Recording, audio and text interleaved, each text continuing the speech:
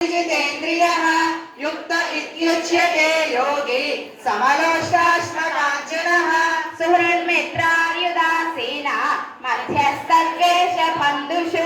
साधुष्वपि च पापेषु समबुद्धिर्विशिष्यते योगी युञ्जीत सततम् आत्मानं रहसि स्थितः एकाकीयत चित्तात्मा निराशीरपरिग्रहः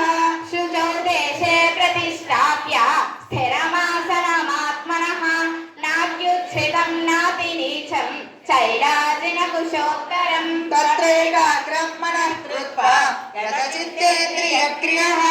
उपविश्वासने युञ्ज्यात् योगमात्मा विशुद्धये समं कायशिरो ग्रीवं धारयन्नचलं स्थिरः सम्प्रेक्ष्य नासिकाग्रं स्वं दिशस्थानवलोकयन् प्रशान्तात्मा विगतभीः ब्रह्म